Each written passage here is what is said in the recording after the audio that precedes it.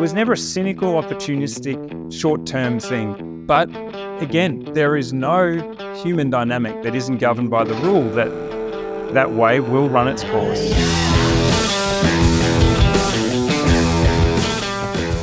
So I'm delighted to welcome to the channel an absolute powerhouse of watch media. A man with a six-pack that even Superman would be envious of.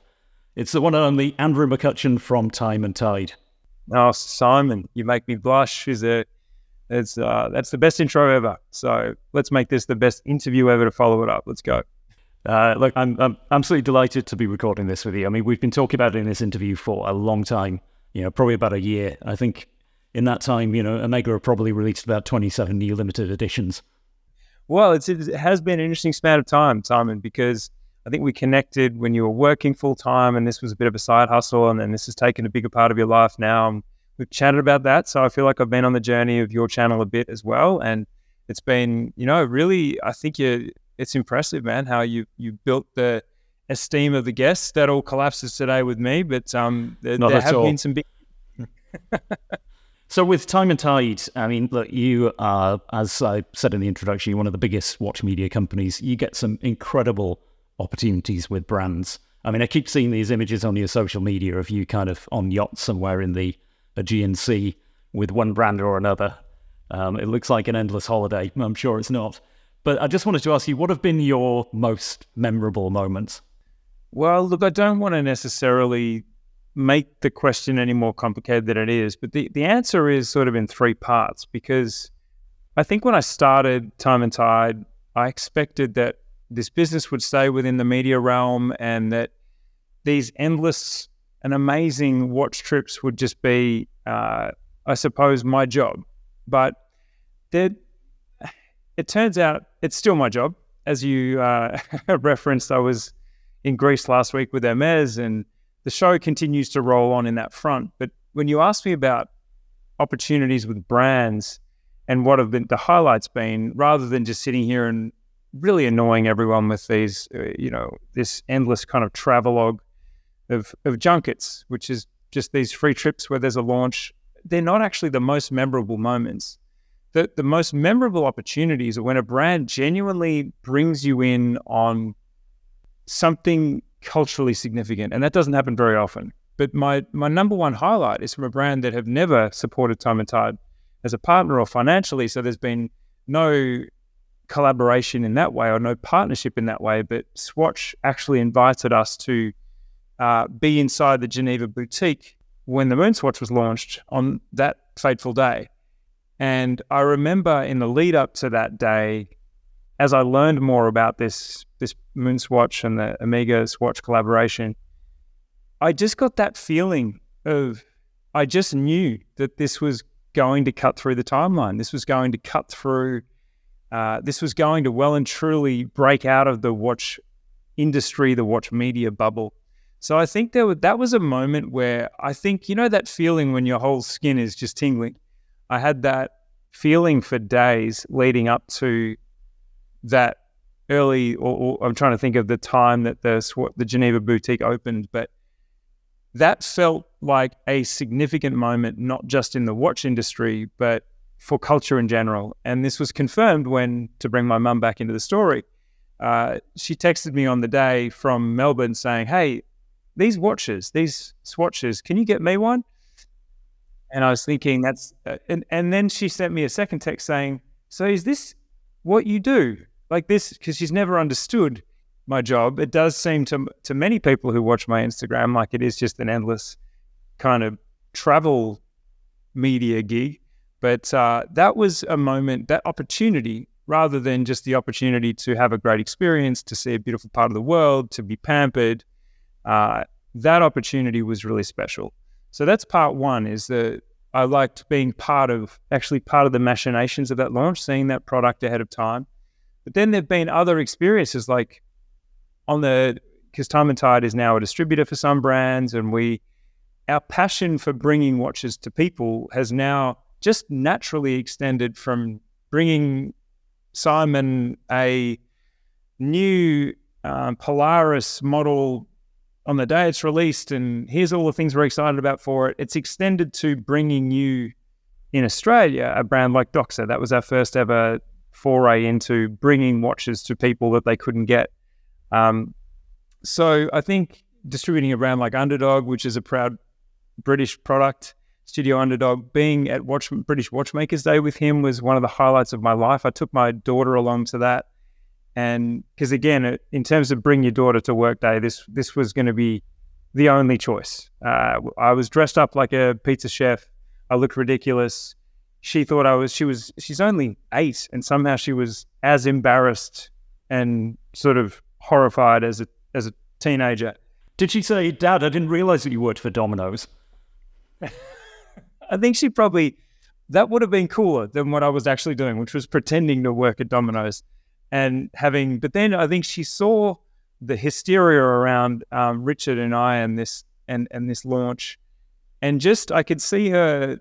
I don't know what she deduced that day, but that was truly special. And again, being part of, I love being. You're going to see a pattern here, Simon, which is that this job is just a thinly veiled excuse for me to be part of the action, wherever that action is. Like seeing the doors effectively almost, groaning under the strain of people pressing against them in Geneva on that Moonswatch launch day, seeing the queue 100 meters outside the horticultural buildings on that day with Underdog, and seeing the excitement around Roger Smith and Farah and Christopher Ward and Vertex and other wonderful brands, and being right in the middle of that storm, that turns me on, man. That's the juice. That's what nothing can buy. No amount of money can buy you popularity. It's very fickle. It comes and goes. No amount of money can buy you access to things like that Moonswatch moment. You just need to be respected by a brand, and they need to feel that you're trusted. And that was really special. And the last one, I know it's a long answer, but it's a very good question, and I did want to break it down. The last one is this hell ride, like of designing a watch. And I know that we all feel that we have something to offer when it comes to design, but I think the experience of launching a watch with, like, I'm wearing the second Night Surfer we did right now, but I think the experience of launching a watch, just how frightening that is, how much money is on the line, how like every watch we've ever done at a sort of a big box level has had the potential to bankrupt us. So it's always been betting the farm. That excitement and that horror, man, it's like having kids. It's on that level of like, that's how nervous you are about the outcome. So there's 3 highlights. I know it's a long answer, and I should shut up, but it really, I can't just say, and I don't want to talk about the junk. It's like, and I'm not going to say it's harder than it looks or it's not as fun, but it's still work. You know what it's like. You go on a, I don't know, Microsoft team building conference. I mean, it's kind of, no matter where it is in the world, you're still sitting with the same watch media journalists, and as close as I am to them and as much as I enjoy it, I'm still launching a watch and writing about watch industry stuff, which is not what I would do in my spare time. So I love the honesty, because there are, I think, different people would have given different answers to that question. But the fact is, as you've just said there, it looks glamorous, but you're still away from home. You're away from your family. You're not really. Yeah, it can be. I'm sure there are moments where it can be fun, but it's not what you would necessarily choose to do outside of work. But some of these things are still pretty cool. Well, look, the Red Hot Chili Peppers had that song, "Music Is My Aeroplane." Watches are my aeroplane. They take me everywhere, and I truly have seen more of this globe because of watches than I could have ever dreamed. So I'm I don't want to say that word. It is a buzzword, but I'm grateful for those opportunities. But every trip is I'm more in debt to my wife and my kids for letting me escape the family clutches. I have a young family, 3 kids under 10. That's hectic. Yeah. There's always a tension that builds on these trips, and I always get back, ready to play, ready to rumble, ready to take all 3 and push my wife out the door. So there's all that domestic bliss that accompanies it. But certainly when I think about the moments, the highlights, it's less about those amazing places and more about the drama. I love not many people will admit this, but I love drama. I love being a part of drama. And all three examples there, highly dramatic moments and never unforgettable. So, Andrew, I wanted to also ask you about your take on Watches and Wonders. So, there's been a lot of chatter in the watch community about Watches and Wonders 2024 as being, let's say, not what you call a stellar year, maybe not a vintage year. But I'd love to know what your thoughts are on this year's show and, of course, the releases. Let me put that back to you, Simon. I know you're quoting a general response, but what makes a good year for you? Well, look, I mean, this year's show was the first time that I've attended Watches and Wonders, so difficult for me to comment on whether the show was a good one or not, because it was my first, so I came with no real preconceptions there. There definitely seemed to be almost a bit of a splintering maybe of with some of the watch brands. I think this year we certainly saw Rolex go much more higher end. I think that they are trying to elevate their brand and their product even further and sort of chase a different customer. I put out a video on Tudor where I kind of said, I guess I was pretty disappointed with what we got from Tudor this year. I think, look, some nice watches, but quite safe releases. And, that was my general feeling, was that, I kind of felt that there weren't many real standout pieces for me. But that's only my opinion. I'd love to hear what you think. Look, I asked that question because I think in terms of crowd pleasers and brands giving people what they want, I think Cartier, Tudor, and Rolex to an extent, who are the three, by the way, perhaps not coincidentally, two of the three, Cartier and Rolex, the two biggest watch brands in the world at the moment. But there was definitely a conservatism after the year before. 2023 was the wildest, most inexplicably strange year for Rolex in all of my years of reporting on watches. And at the time, it was so unexpected, and there was just so much creativity is a kind way to put it. I mean, there's other ways to describe. I think I said on About Effing Time that I wish I'd had the invitation to the ayahuasca ceremony, because it was as if they'd forgotten everything that they were and went in all the directions that perhaps the crown just simply doesn't allow on any other year. So, and yet there was,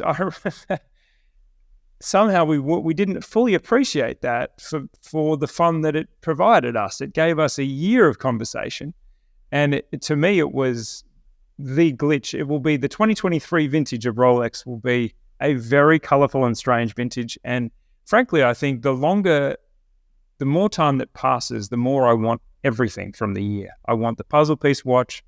I want the bubbles. I want the 1908 with the clear case back. I just want all of it, because it was so unusually progressive for a brand that don't do very much. So again, I think you need to frame a good year in terms of what does that mean for you. So for me, the crowd pleasers I think Rolex had a very dull year and a very odd year in terms of it wasn't just conservative. It was also like doing a solid gold deep sea was sort of in our Time and Tide team wrap. That was the least popular watch of the fair for everyone, because it was simply absurd. Like, this is a watch that ergonomically is practically, it's like wearing a platinum offshore or something. That's great if you wanted to go kind of deep sea diving or something. You certainly wouldn't need any ballast attached to your belt, would you? No, that's the upside. But I thought Tudor just gave people exactly what they wanted in terms of a monochrome 41, Black Bay 41, and then the GMT 58 was something we've all waited for. So I don't think it was a bad year. I just think it was back to business as usual. And interestingly, people thought that there wasn't anything to talk about. And I think the general feeling was it was a flat year. But I challenge that to an extent and say that IWC did something truly, story worthy, and there was something worth talking about in terms of having a 45 million year moon phase complication, like actually doing some R&D, developing something pushing new. boundaries. pushing boundaries, but equally, I don't know, people are very hard to please. And while there were brands doing interesting things like that, and in a conversation I had with John Mayer at the time, he's like, how is it that that doesn't win the fair? How could that not win the fair when we have this category of products that's just so antiquated, and there's still new things being done to advance the category? Why isn't that winning the fair? So I felt like there were probably more opinions out there about the year than just the standard watch media kind of groaning and grumbling about, oh, it was a bad year. So I want to ask you what the parameters were, but I do agree overall. I mean, I just miss Basel, Simon. I just desperately miss the big dance. I hate all these splintered sort of fighting divisions now. You've got the UFC, and you've got one tournament, you've got MMA over, you've just got all these mixed things and there's no big dance. And I just want to get the heavyweights back together, put them all in the cage again. Nothing ever feels like Basel. And I think maybe some of the sniveling and the complaining after a fair every year is just that we all just miss the big dance. I think that might be it. Because when you break it down, Tudor released an absolute banger in the 58 GMT in terms of it being I just think, again, a perfect commercial product. When someone says, give me one watch for life that does something useful, I can't think of anything that's going to compete with a watch like that. So there are definitely still great watches being released, but there's something missing from the Watches and Wonders essence that I think all journalists we're just bereft. We're empty inside and we want more, but it's not about the watches or the watch brand. Put Rolex and Tudor, put Rolex and Omega back in the ring like Tyson and Jake Paul, and let's get the band back together, because I feel every Watches and Wonders is disappointing because it wasn't Basel. And maybe it's also about, to get into Proust, maybe it's just a remembrance of things past for journalists that were lucky enough to be there at Basel like I was for, 7 or 8 in a row. It was a different level of, it was like a world fair back in 1900 in Paris, something, there was a real tension and energy in the air.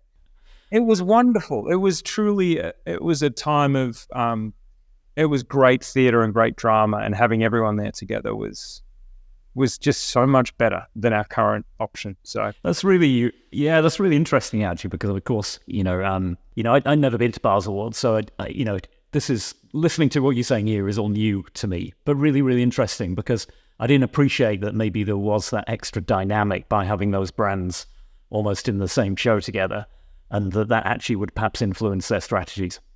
It was electric, Simon, because you'd walk in and there was the same position every year.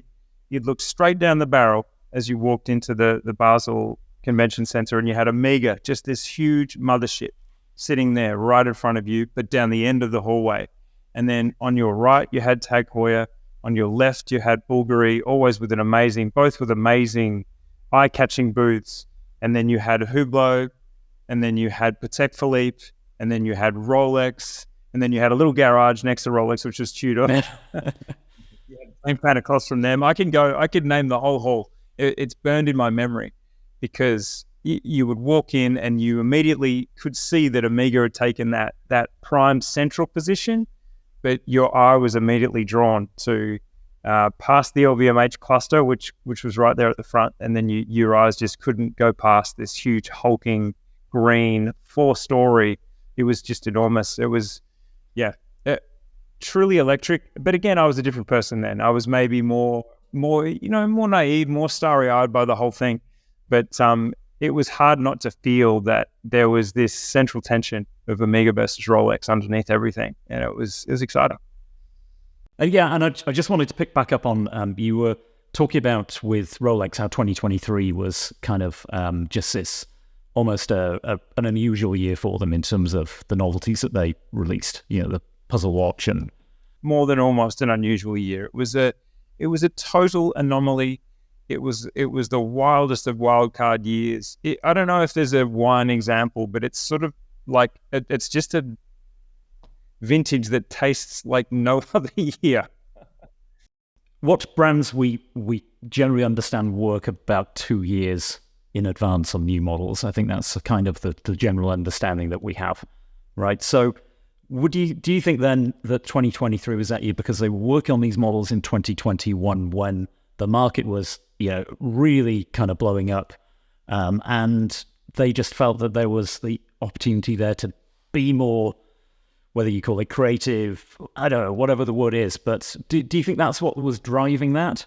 And do you think that, therefore, maybe this year we saw the kind of slightly safer releases? I'm not just talking about perhaps from Rolex, but generally across the market, because they perhaps maybe started to see the downturn coming a couple of years ago, or am I just overthinking this?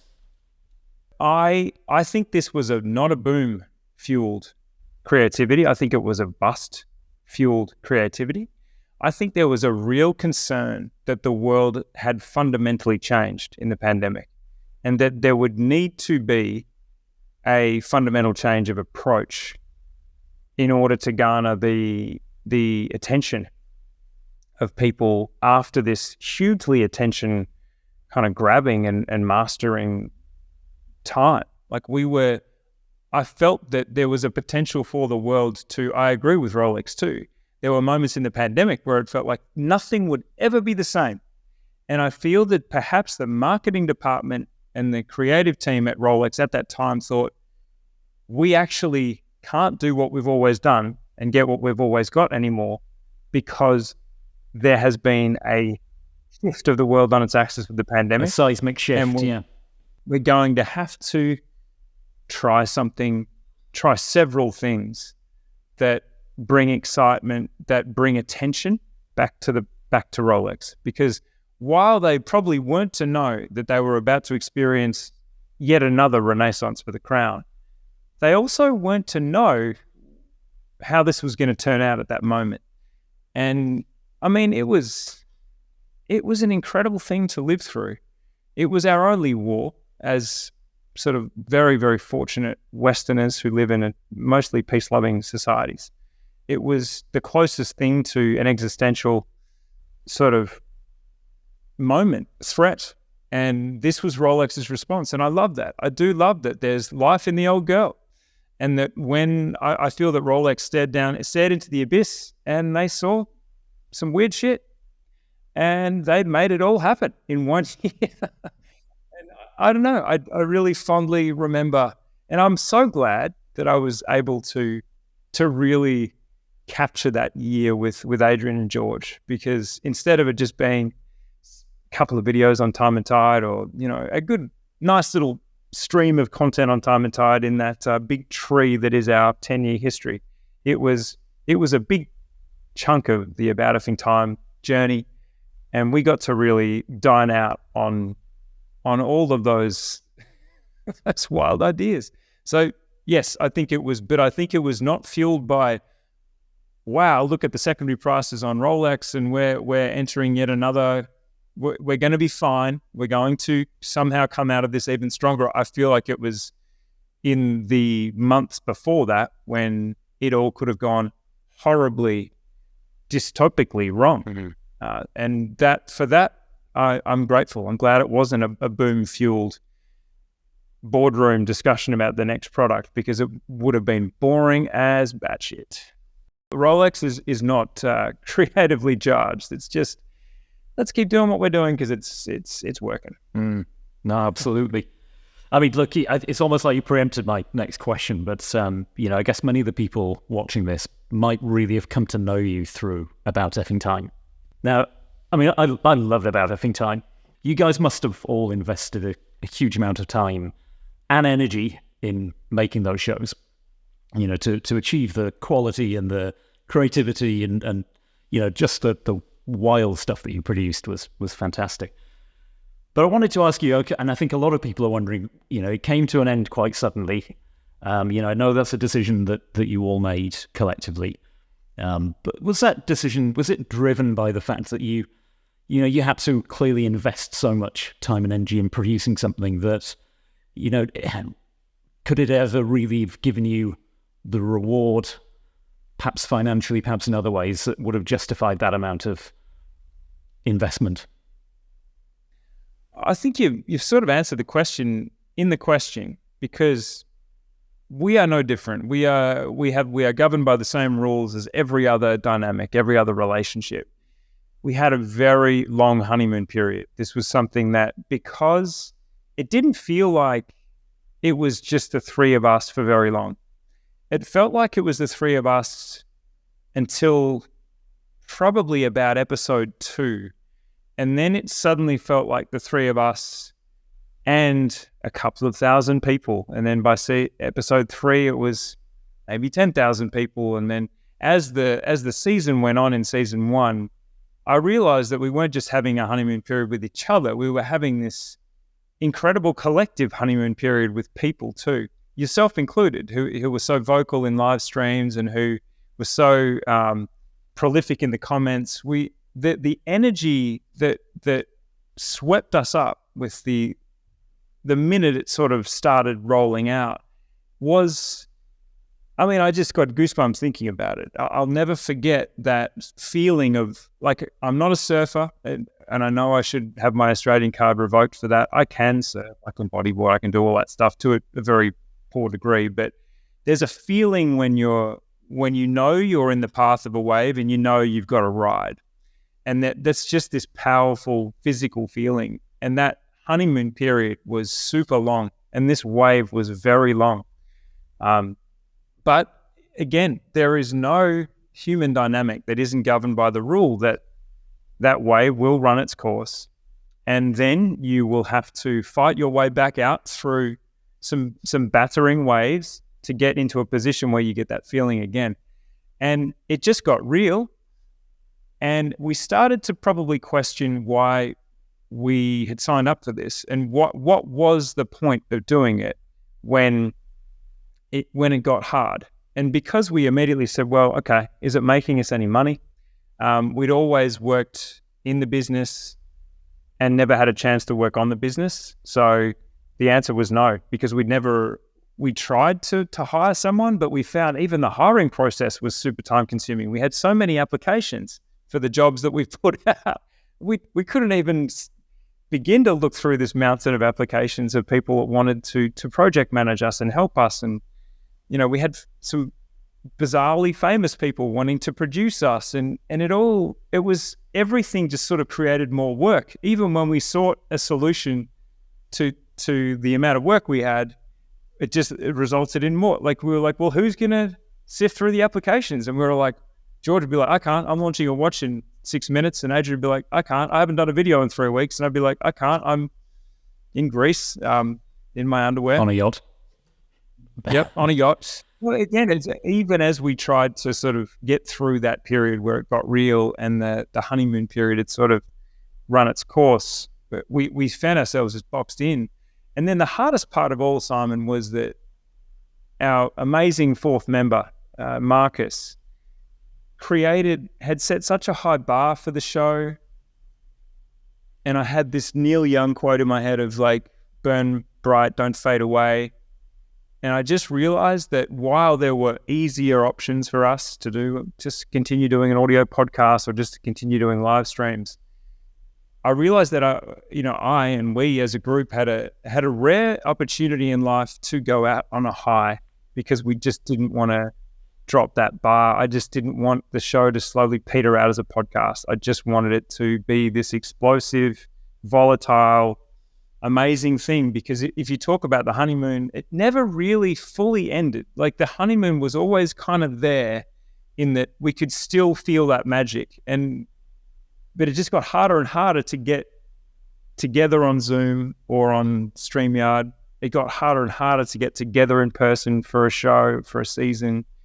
And even it was hard getting together for our Christmas special. And when we did, you watch that show, the magic is there. We're not like some absolutely dried out old rock band that are already fucking sick of each other. The magic was there, but the admin was killing us. It was making it, and the fact that we couldn't even seem to get lined up for what was going to be next gave us a rare opportunity in life, Simon. And I would like to frame this in a positive way, because it presented us with a chance to do what I think maybe Fleabag did. Maybe that TV show was one of the few shows. Maybe Afterlife did. I'm thinking about some examples. Trying to think of a band that went out on a high. It's really hard because most bands kind of end up fading away. Even your favorites, even my absolute all-time favorite bands made albums they shouldn't have towards the end. So, in my view, it just gave us this rare opportunity, and it was, I'm not going to lie, it was a painful Christmas. While we went out on a high, we were all very low for months afterwards. And I still have my moments where I kind of forget that it's over, and I look and I think, is it a show Sunday or a live stream Sunday? And then when I realize it's neither, I'm probably just as fucking miserable as the people that missed the show. I mean, look, you likened it to a rock band. So, do you think the band's ever going to get back together? Is that something that you guys have talked about, or is it maybe just something that us as a community can wish for, but you don't think is ever really going to happen? The idea is exciting. It's always exciting to think about, because again, the even watching the Christmas special, it's just very, very, very poorly managed chaos. Like, us getting together is like this. It's just so close to being out of control, and that energy is something I miss. So the idea does kind of make me smile, and it makes me think, God, what would happen? But again, no plans to, and I think we're all very careful to not kind of ruin the vibe of it, and not ever do anything that wouldn't capture that energy. And yeah, I think there's probably a bit of a sense of it's a very happily sleeping dog, that those episodes and that whole concept, and for fear of it waking up and not being the same, I think we're going to let it lie. And so obviously you moved over to the UK. You based yourself in London. Now, I don't know whether that, whether About Effing Time actually had any sort of part to play in that, making that decision. It did, actually. It did. So look, it was never a cynical, opportunistic, short-term thing. Like, we all really wanted. It was bigger than we imagined it would be very quickly, and we all wanted to take it seriously. I think it's just one of those things where, and it did help me decide to come over, because I had two good mates already. And part of a relocation is, am I going to have any friends there? Am I going to have any people that I can work with? And at that point, Time and Tide UK was just me. So I really liked the idea. It added a lot of impetus to the move to think, well, it's not just me. It's me and Adrian and George. And we're against the world in the UK together as well. So it did play a part in the decision. But I suppose, and this is probably a sign of the reason that it couldn't be sustained, is that since then I'm sitting now in an office with 4 people that are now Time and Tide UK. And there's another one joining us on Monday next week. We've got 2 job ads about to go out. So by the end of June, we'll have 7. So it's a quickly moving thing. It's a hungry thing. And but if it hadn't have been for About Effing Time, would I have relocated? I think it added a real excitement to the decision, and it made I felt like I would land on my feet because of the boys. And that's something I'll always be grateful for, that I landed here. And before my feet had touched the ground, I had a welcome pack from Dalesford Organic, from George's mum. That's something George. The rest of us can only dream about receiving.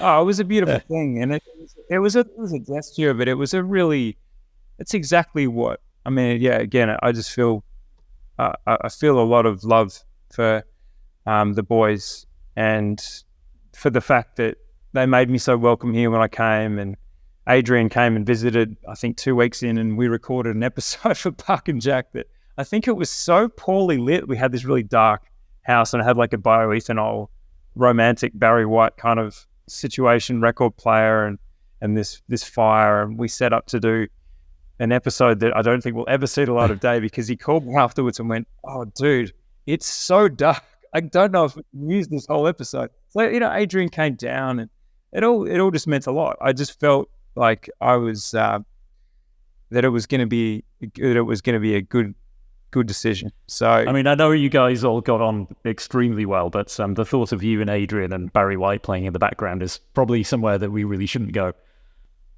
You could do worse. I can tell you what. There's a couple of women listening that they could probably, they'd probably quite like that setup. But it was a velvet couch too. It was a red velvet couch. It was all pretty sexy. But yeah, no one will ever see that video. I'm telling you that. And yeah, I think, no one's ever asked me that question before. But that is something long lasting that everyone can blame About Effing Time for, which is the fact that it definitely made me come over here with more gusto, because leaving Australia for the UK was obviously with so many children. Like, I just have so many children. That was a tough call, and it was a very ambitious call. But so it's literally a completely life-changing decision, a life-changing moment, isn't it? But as he said, I mean, look, Time and Tide UK is now thriving. It's growing. I'm seeing more content than ever coming out from you guys. But what does the future hold? And is there anything you can share with us, maybe, that you're most looking forward to about the next few months ahead, or the rest of this year? Anything that's not under embargo, let's say, or... There is one big thing under embargo that I just can't tell you. All I can say is there'll be a way to engage with us in the centre of London that is just going to be awesome. It already exists in Melbourne.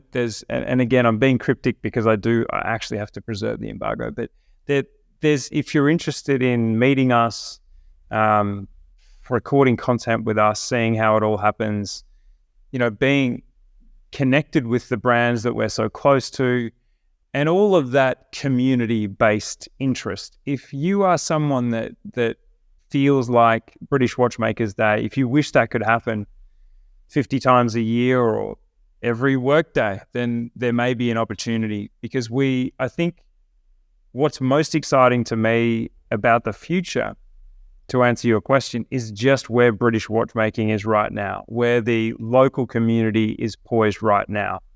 The optimism people are feeling, the hope, I think this, again, I'm back to my point, Simon, you've made me come full circle. The drama and hype and excitement around this nascent scene at the moment, it's just how I like it. And we're going to get involved. We're going to get amongst it in a way that is going to give anyone watching this video an opportunity to be a part of it too. And that's what I'm here for. I don't think we'll turn over the tables of watch media and do something wildly different that will make us forever a remembered watch media group. We're going to do other things, and they're going to be more physical. They're going to be more event and location and culture based. So yeah, my vision for the future is about, I want everyone viewing to have a story about us, you and me, or you and Time and Tide. I want you to have a story in a few years because you've had an opportunity. And I'm being cryptic, but the pizza watch is a good example of how this zeitgeist of culture, community, and I love that, you're talking about the doom and gloom of the year ahead, or the fact that it was a flat year at Watches and Wonders. It's like there's many sides to this coin of the watch world. And someone's loss is someone else's gain in an industry. And I feel like those that are gaining at the moment are just the brands, perhaps at a micro brand price point, that are offering what is offered at the high price point: exclusivity, rarity, a personal story, getting, cutting the plastic of your Patek Philippe and finding that, that you're one of 10 to own this timepiece. Happens for very few. But I just love being a part of the end of the industry where you have a story to tell from picking up your watch that cost you £500 instead of 500,000. And I want to be part of more of that. And that's where I think, actually, in a tough year, quote unquote, for some of the big box brands. I think there are many brands that will have extraordinary years if they're playing in that space, and that's where a lot of the excitement is for me. It sounds like you've really kind of almost discovered the wrong word perhaps, but almost your strategy is about building community, and you've had a taste of what you can do with community, I guess, with About Effing Time and with some of the other things you've done, as you say, your Melbourne boutique there, and the stuff that you've done with Richard Spence, who we both know and love. And I think you're absolutely right. I think that, to me, also feels like the future it's almost like the thing that is kind of missing a little bit in our industry is we get small bursts of this community kind of coming together, but nothing that's really kind of taken forward as a more permanent. That's really well said, Simon. And I think that's the space that we love, and that's where we want to build something. We want to build something that can be visited. We want to build something that has a certain Australian welcoming atmosphere. Can I talk to you about something I've seen in London that I'm really inspired by? Because it's not in watches. Absolutely, please. There's a chap called Ben Francis who I'm hunting down. So if anyone listening knows Ben Francis, please connect me, because he is the 20-something founder of Gymshark, which is, I believe it's classified as a unicorn because it's a billion pound business that has never taken investment.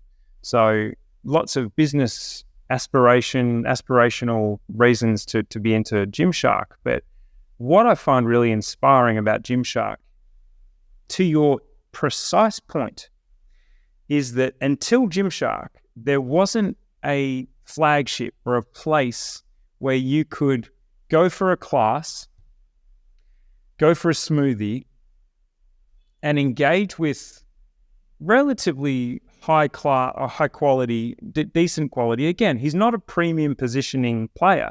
This is what's interesting. He's taken prices from sort of the Lululemon, I think that's an Australian brand, though. He's taken that sort of premium athleisure product suite down market in terms of price and in terms of quality to a point where it's still fine. But he's capitalized on gym culture, and not an aspirational elitist gym culture, on an every person gym culture, which is why he has mannequins of real Gymshark community members in his stores. This is freaking brilliant, Simon. And this has given me such a clear vision of what is missing from the watch world, and this is coming to London. This is what I see for London, and it excites me. It does sound hugely exciting, and I think looking forward to seeing what comes next. I feel just so excited for the future, and in a doom and gloom year, honestly, I couldn't be feeling like the scene is better set for certain things to rise. And I do miss the community, and I wish I was more in touch with it as I was when I was in About Effing Time. But I'm still here, and we've got Time and Tide definitely has a really rich content agenda planned. We haven't actually launched. We have a second channel called Tribe, which we've just launched with Richard Bence, which is going to be almost entirely community-based. You're going to see shows. It's a bit like a network where there'll be hosts of shows that are famous from other channels, and have a bit like Bill Maher's podcast network. He has all kinds of celebrities and comedians doing shows on his network. So Time and Tide Tribe will function as a bit of a mothership for some really talented people as well. So in terms of content, there'll be heaps coming. In terms of community, I know that it isn't the same as About Effing Time, but I would say let's all move together. Let's all move on. There's going to be more. There's going to be different, and there's going to be truly different. That's a good word. Andrew, I really appreciate you sharing all of that with me and with the viewers. I think there's some genuinely exciting stuff there to look forward to, and I just found this chat just really inspiring, actually, as well. So thank you for that, and thank you for coming on the channel. Simon, it has been a long time coming, and you like I said, it's just been really gratifying, actually, to have been part of the decision making, and to have seeing you make that leap into doing more regular content and seeing the guests grow in stature. So it's an honor to be a part of it. No, thank you so much. And look, just before we round things off, please just tell the viewers where they can find you you and Time and Tide on social media or on the web. Just search Time and Tide. I think you shouldn't have any trouble there. Time and Tide Watches. And then if you want to see lots of, really random things, Andrew _McUtchen. It's sort of an unfiltered view of life from late 40s. How could that be? Mid 40s, I'm going to say. Guy with a family and a business. And it's not exclusively about watches, but you'll tell from that I am genuinely quite obsessed, and there's a high degree of watch content, which is why people follow me. I think it's exclusive. They just put up with the gym stuff and the other things. Six-pack. They put up with that in order to see some pretty, like behind the scenes is where I live, and it's a fun place. Andrew, so glad that we finally got the chance to do this. It's awesome. Thank you, Simon. Loved it.